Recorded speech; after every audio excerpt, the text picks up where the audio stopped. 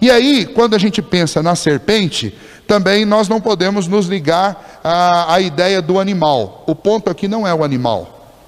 Até a gente poderia pensar assim, pô, mas Eva deveria logo de cara ter percebido que animais não falam. Se uma serpente estava conversando com ela, alguma coisa sobrenatural estava acontecendo ali.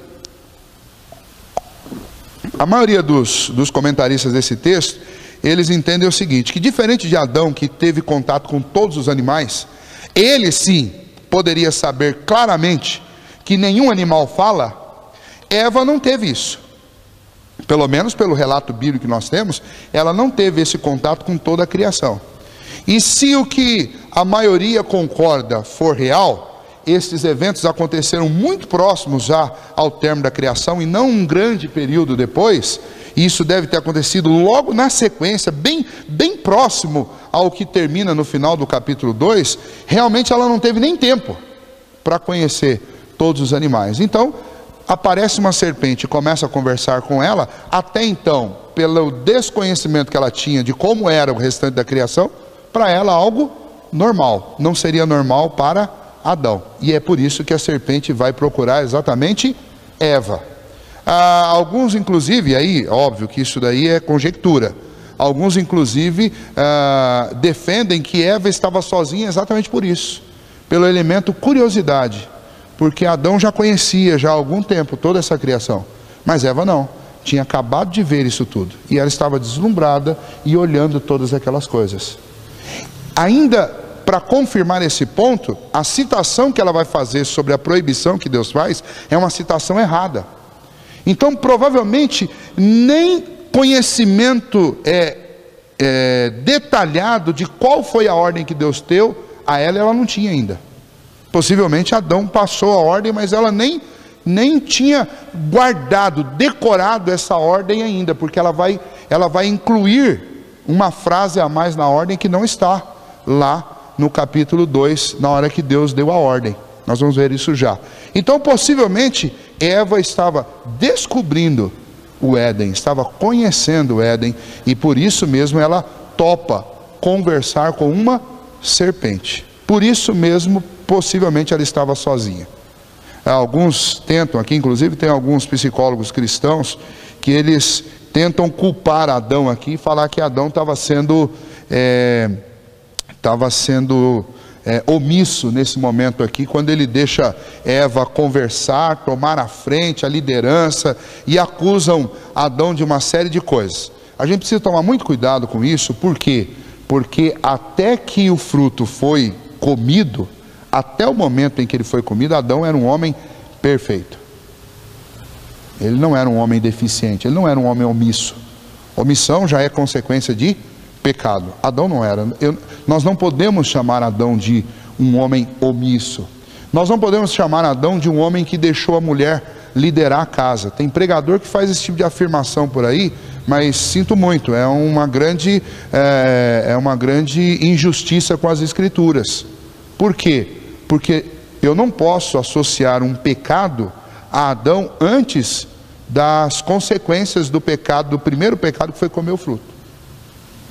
Tá? Então não tem omissão, não tem inversão de papéis dentro da família de Adão, negativo, de jeito nenhum. Tá? A gente faz brincadeira às vezes com essas coisas aí, mas a gente tem que tomar muito cuidado. Na hora de falar sério, precisa falar sério. Eu não posso ir aqui culpar Adão de qualquer coisa antes da queda, porque eu não acredito que ele era um marido relapso, conformista, conivente ou qualquer coisa desse tipo. Nem que Eva também fosse uma mulher que fosse mandona, quisesse tomar o lugar do marido, de jeito nenhum. Uma mulher, sei lá, descuidada, que largava o marido em casa e ia passear. Não posso acusar Eva de nenhuma dessas coisas. Por quê? Porque ambos estavam no jardim e não se envergonhavam. Significa que não havia maldade, não havia pecado nesses dois. É um casamento perfeito aqui. Não foi consequência de um casamento desajustado, como alguns querem ensinar por aí. Outro ponto. Também não posso dizer que a serpente, o animal em si, que é o problema aqui, porque Deus criou todos os animais selváticos, os répteis, tudo, e disse que tudo era muito Bom, a não ser que eu tenha um elemento externo aqui, usando este animal, que é a serpente, eu não teria uma explicação lógica, porque a serpente não foi criada má, de forma alguma. Tudo que Deus fez, Deus disse que era muito bom. O que vai explicar o ponto da serpente, nós vamos ver já já, são outros textos da Bíblia que vão associar a serpente em todo o conteúdo das Escrituras com Satanás. Então eu posso ter duas coisas aqui. A mais provável delas, a primeira, é Satanás usando este animal. E aliás é o que Satanás faz o tempo inteiro. Ele usa coisas, ele usa animais, ele usa anjos caídos. É o que Satanás faz. Ele é enganador desde o princípio e ele mesmo não vem, ele usa algumas coisas. E a Bíblia vai mostrar vários momentos em que Satanás fala pela boca de pessoas e fala pela boca e age dentro de animais e de demônios, ok? Mas o ponto para nós aqui é que não é a serpente em si o problema. As questões notáveis aqui do texto para nós iniciarmos é isso: a serpente, a mulher, o homem, os dois, esses três personagens, eles vão interagir aqui, e eles vão interagir para que algo danoso acontecesse. A coisa mais notável que poderia se ressaltar neste primeiro verso, nesse início aqui da tentação, é uma serpente falando. Esta é a coisa sobrenatural acontecendo aqui. E aí, serpentes não falam, nós sabemos disso. Então isso só pode significar uma coisa: tinha um agente externo que não era a serpente, usando a serpente. Quando nós lemos Apocalipse capítulo 12, versículo 9, nós vamos ver claramente que a Bíblia nomeia Satanás como a serpente que age desde o princípio. Ok? Do mesmo jeito que Satanás tomou aqui emprestado o corpo, a forma da serpente para falar com a mulher, a Bíblia dá a Satanás esta alcunha, chamando-o de a serpente desde o princípio. E isso não é incomum. Se nós olharmos, por exemplo, Mateus capítulo 8, versículos 28 a 32, nós vamos ver que ao expulsar uma quantidade muito grande de demônios de um homem chamado Gadareno, ou Gerazeno, como algumas traduções trazem, os demônios pediram para que eles entrassem numa manada de porcos. E o que Jesus disse? Vocês podem fazer isso. E eles entraram. Então essa coisa do demônio entrar em animais não é novidade. Ela é novidade aqui em Gênesis, mas na Bíblia nós vamos encontrar outras ocasiões que isso acontece. Então o que nós temos nesse cenário aqui contado por Moisés no versículo 1? Nós temos Satanás travestido de serpente e estragando tudo. Quero sempre ressaltar com vocês que estas obras, como essa da tentação de Satanás, elas nunca fugiram e nem fogem do governo de Deus sobre a história. A história está nas mãos de Deus. Se eu acreditar que o capítulo 3 de Gênesis é uma violação do plano de Deus, é uma quebra do projeto de Deus, então eu posso rasgar todas as páginas da Bíblia que dizem que Deus é soberano. Infelizmente, como a maioria dos crentes não para estudar estas coisas, especialmente Gênesis 3, tem muita gente por aí que fala que Satanás frustrou os planos de Deus, mas Deus foi lá e consertou. E que a gente, quando peca, a gente estraga os planos de Deus, mas Deus vai lá e conserta. E aí descrevem Deus como um fazedor de coxa de retalho. Está o tempo inteiro tampando os buracos que fora do controle dele vão aparecendo. Não é assim que a Bíblia descreve Deus. A Bíblia descreve um Deus governando absolutamente a história, do começo ao fim. Se entra o pecado, Deus não é autor do pecado e nem pratica o pecado. Mas se o pecado entra, ainda assim, o pecado não frustra os planos de Deus.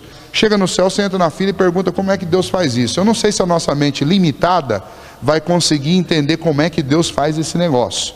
Mas Ele é Deus, né? Por isso que Ele é Deus e eu sou um ser humano, eu sou pequeno, falível. Mas Deus governa de tal maneira a história que a vontade dEle acontece. Mas de tal maneira nós somos tão livres que nós agimos, tomamos decisões e nós achamos que nós estamos nós estamos dirigindo a história e não duvidamos disso, não duvidamos, porque nós somos agentes autônomos e livres. Tão livres que o próprio Deus diz que a responsabilidade das nossas ações, elas são nossas. Mas a história acontece do jeito que Deus quis.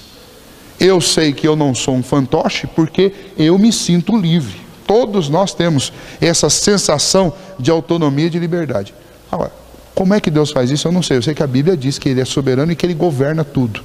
Ele dispõe os exércitos dos céus e os moradores da terra como Ele quer. Ele faz todas as coisas conforme lhe agrada. Como eu disse para vocês, o assunto principal deste texto aqui é a graça de Deus. Graça essa que nós só podemos conhecer no ambiente de queda. Então a queda não é uma frustração dos projetos de Deus, muito pelo contrário, ela é o desencadear de um plano para mostrar um Deus gracioso. Mas nesse plano, nem Adão, nem Eva, nem nenhum de nós sabe qual é o script. Nós agimos livremente, e agindo livremente, as nossas ações de jeito nenhum, elas ferem os planos de Deus, e nem tornam Deus responsáveis pelo que nós fazemos. Nós é que somos responsáveis. Deus não vem aqui praticar pecado. Deus não induz ninguém a praticar pecado. Então como é que Ele governa a história, pastor? Eu não sei. Eu sei de uma coisa, com toda a convicção. Eu sei que Ele governa. Eu não tenho a menor dúvida disso, porque a Bíblia diz. Então, Gênesis 3 não é uma quebra do plano de Deus, mas é tão somente a história acontecendo de tal maneira que a graça do nosso Senhor vai ser evidenciada através das circunstâncias, e Deus será louvado e glorificado através de todas estas circunstâncias. Bom, nós lemos o texto de 1 a 7, eu não vou ler de novo, mas há várias coisas que devem ser notadas. Primeiramente, a tentação. A tentação aconteceu. Em primeiro lugar, nós devemos perceber que a tentação ela é externa.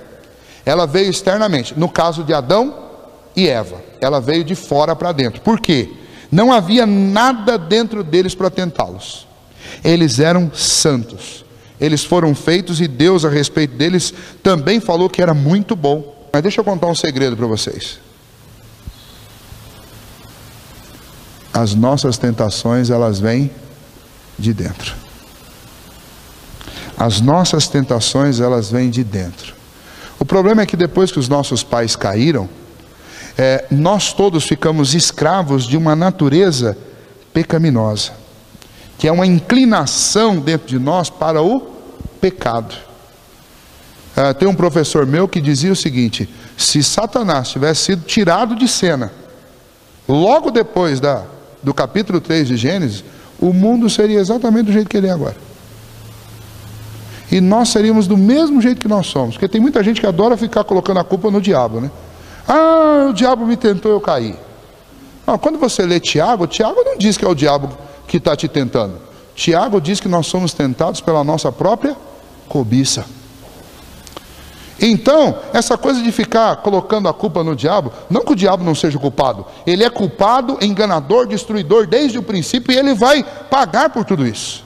Não estou querendo aqui ser o advogado do diabo, de jeito nenhum. Eu estou só querendo que a gente seja honesto. Adão e Eva foram tentados por um agente externo. A serpente, que ali é instrumento de Satanás, os tentou. Mas nós não somos como eles. Nós somos tentados pela nossa própria cobiça. Ok? Quando Jesus foi tentado, ele foi tentado por 3 questões principais. E João, lá na sua primeira epístola, no capítulo 2, no versículo 16, ele descreve esses 3 pontos. São as 3 tentações que existem desde Gênesis 3. Concupiscência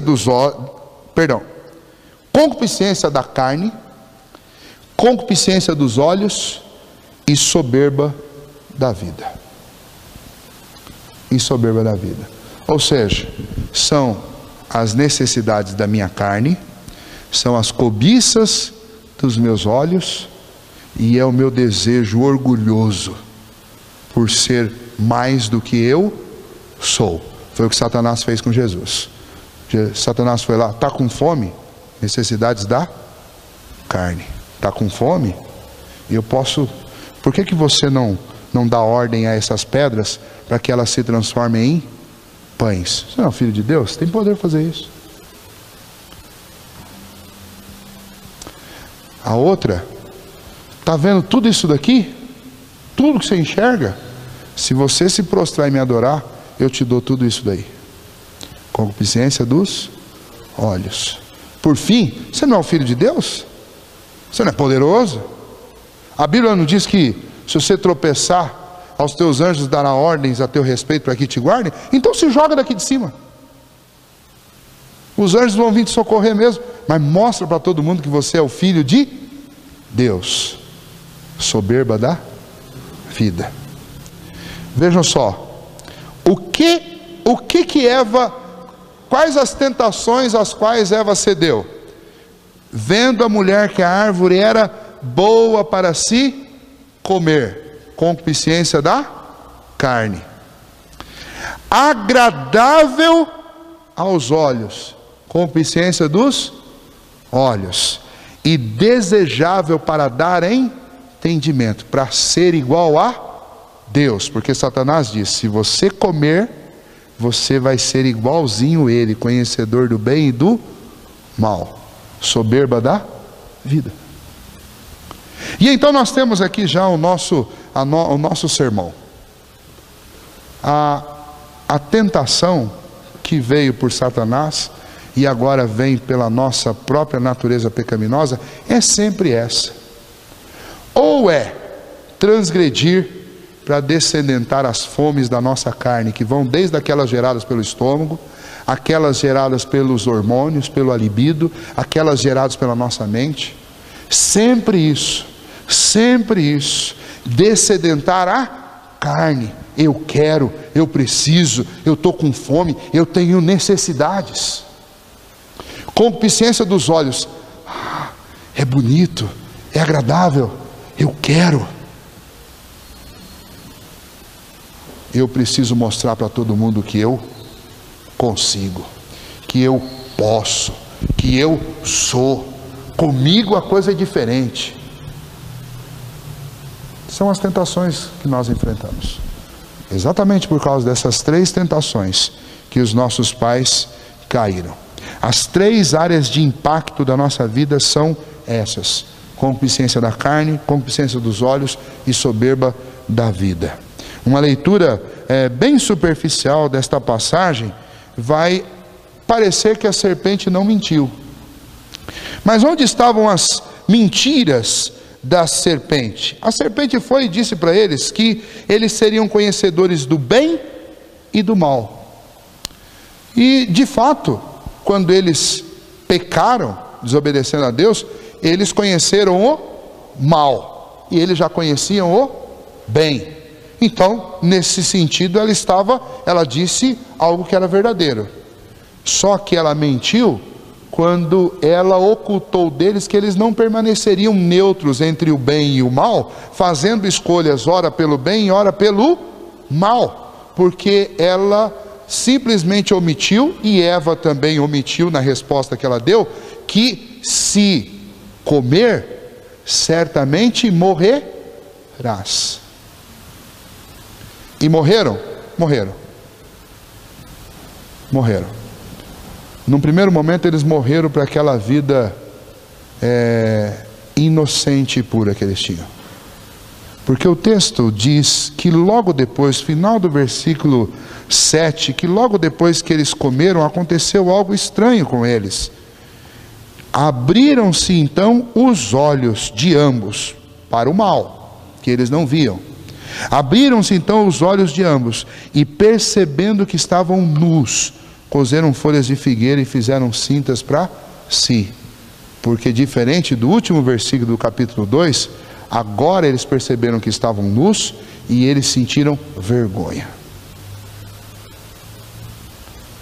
E é exatamente o que o pecado, a primeira reação do pecado, não é essa? Quando a gente faz alguma coisa muito errada, qual que é a primeira sensação que vem depois? Vergonha. Vergonha de si mesmo, vergonha dos outros. Até que chega um dia que a pessoa fica sem vergonha. Mas no começo, quando faz a primeira vez, sente vergonha. É a primeira reação. É a primeira reação é essa? Então, nós vamos parar por aqui hoje. O ponto para nós é exatamente esse. Quando nós não conhecemos de forma profunda aquelas informações que são dadas por Deus para o nosso bem, o que acontece?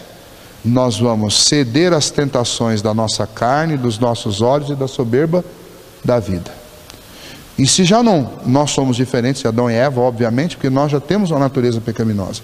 Se eles, com uma natureza santa, por ignorância a respeito de qual tinha sido exatamente a ordem, caíram, imagine nós, que temos uma natureza pecaminosa, o que a nossa ignorância a respeito da palavra de Deus nos leva a fazer.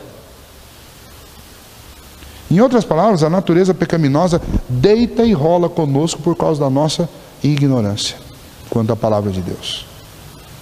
Errais porque não conheceis as Escrituras. É por isso que nós erramos, porque não conhecemos. E se conhecemos, nosso conhecimento é ralo, é ruim. Eu não quis colocar o vídeo aqui porque o vídeo é vexatório demais. Mas tem uma historinha aí que eu já citei para vocês, que o Fantástico investigou, de um sujeito que se autodenominava pastor, que leu na Bíblia lá que ele tinha que adulterar com uma mulher. Ele tinha que adulterar com uma mulher. Mas daí quando o repórter foi conversar com ele, falou para ele, viu, mas o senhor não viu que o acento não está no não é adultera, mas o texto está falando de uma mulher adúltera. Aí ele, não, mas não pode ser. E aí que você viu a ingenuidade do cidadão, porque ele mesmo fez a leitura errada, não foi nem maldade não. Pela reação que você vê na cara dele, você vê que a surpresa foi tamanha para ele. Não estou defendendo ele não, porque o que ele fez está totalmente errado. Mas quando a Bíblia diz, errais por não conhecer a Escritura, está falando disso. Que o fato de nós sermos ignorantes em relação à Bíblia nos coloca nas piores ciladas. Quando a lei era uma só, os nossos pais pecaram. Por quê? Porque acrescentaram uma coisinha que não estava lá na ordem e pecaram. Imagine o que nós fazemos com essa Bíblia desse tamanho. Então, meu conselho para vocês, diante disso daqui, o ponto central do texto, obviamente, não é esta aplicação que eu estou fazendo para vocês, é porque eu vou parar aqui no meio, eu vou terminar na semana que vem. O ponto central do texto é mostrar como o personagem principal da primeira parte é a serpente, que vem e engana. Mas a personagem principal da segunda parte é o Senhor, que vem para restaurar, vem para consertar o que foi feito. É esse o ponto para nós. Nós vamos ver a graça de Deus sendo amplamente manifestadas agora do 8 ao 24.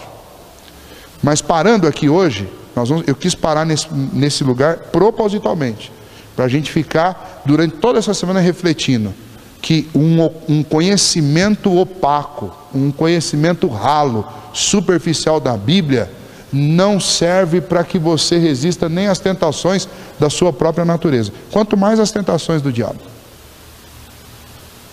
Então nós precisamos fazer essa lição de casa o mais rápido possível. Não é fazer de conta que lê a Bíblia e lá ler 2 salmos e parar. É ler, estudar e se aprofundar. Como diz o Moura, que está lá atrás, quem não lê a Bíblia se torna refém do portador da notícia. E aí uma hora o portador pode acertar, mas é bem provável que ele erre mais do que acerte. E eu estou falando como um portador da notícia. Quem fala muito tem mais chance de errar do que quem fala pouco. Então tem que conferir tudo. Porque eu não sou Deus e nem sou Cristo. Nós temos que obedecer ao Senhor e ao Senhor Jesus Cristo. E aquilo que Ele diz na sua palavra. Feche os olhos.